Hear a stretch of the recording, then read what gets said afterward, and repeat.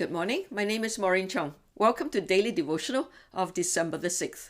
The Bible passage is Ecclesiastes chapter 4, verse 13 to 16, and the title is Advancement is Meaningless. Better a poor but wise youth than an old but foolish king who no longer knows how to heed a warning. The youth may have come from prison to the kingship, or he may have been born in poverty within his kingdom. I saw that all who lived and walked under the sun followed the youth, the king's successor. There was no end to all the people who were before them. But those who came later were not pleased with the successor. This too is meaningless, a chasing after the wind.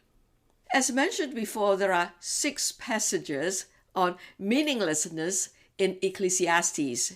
We meditated on the first 4 from November the 30th to December the 3rd.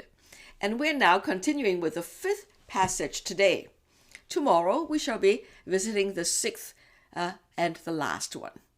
Now, to refresh our memories, the 6 passages are A. Wisdom is meaningless. Chapter 1, verse 12 to 18. B. Pleasures are meaningless. Chapter 2, verse 1 to 11. C. Wisdom and folly are meaningless. Chapter 2, verse 12 to 16. And D. Toil is meaningless. Chapter 2, verse 17 to 26. And E. Advancement is meaningless. Chapter 4, verse 13 to 16. And F. Riches are meaningless. Chapter 5, verse 8 to chapter 6, verse 12. When Proverbs speaks of wisdom, it means godly wisdom that comes from the fear of the Lord. Proverbs chapter 9, verse 10. To know God refers to an intimacy with Him. It is the union of God's heart with man's heart. But in Ecclesiastes, wisdom refers to worldly wisdom, and that is why it is meaningless. Ecclesiastes chapter 4, verse 13 to 16 tells the story of the rise of a poor but wise youth. He emerges on the scene as an old and foolish king is in decline. This old king no longer knows how to take a warning, verse 13. The expression no longer implies that he used to take warning but has stopped doing so. What kind of warning is he ignoring now? Perhaps his advisors are trying to enlighten him with the condition of his kingdom, how he understands himself and the changing culture of his people. Perhaps he's too set in his way to change. His aging body and brain make him foolish. The youth may have come from prison or may have been born in poverty. This points to his grassroots origin with which most people can affiliate. With his worldly wisdom, he perceives the necessity of a fundamental change. He has the skill to master the situation, to raise himself up to leadership over the neglected community. They follow this rising star and make him king to succeed the waning king. His popularity peaks. But those who came later were not pleased with the successor, verse 16. People who have put their hopes in the youthful king soon find him inadequate. Their false hopes are dashed. This reminds me of the words of Ecclesiastes chapter 3, verse 5b. A time to embrace and a time to refrain.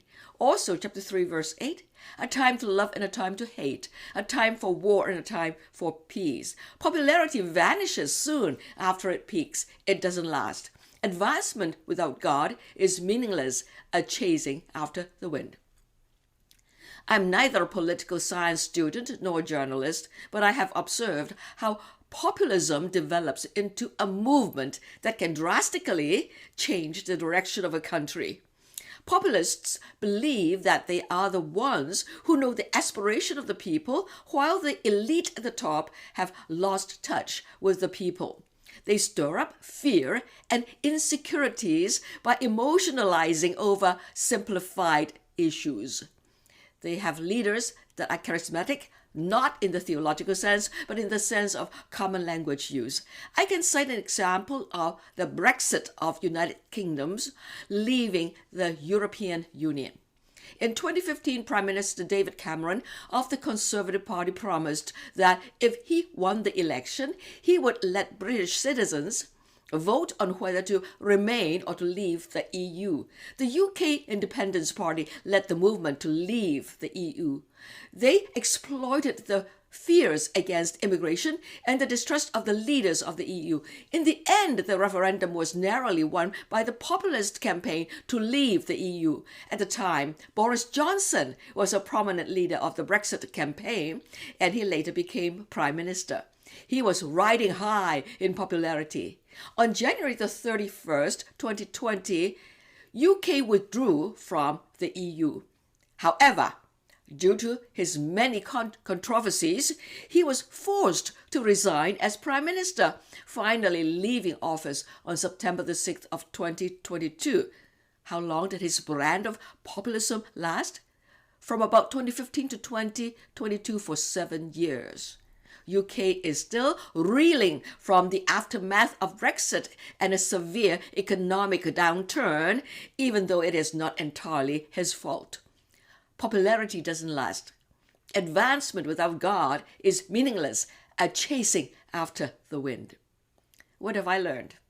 When you're popular, don't be too happy. A rising star can soon become a waning star. Don't be an opportunist to advance your career or popularity. Rather, think carefully about what is good in the long term for the people.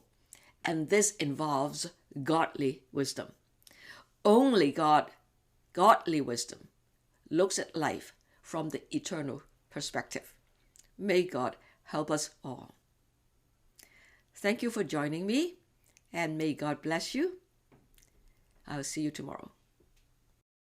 Please like and subscribe to my channel and click the bell icon to get new video updates. Thank you.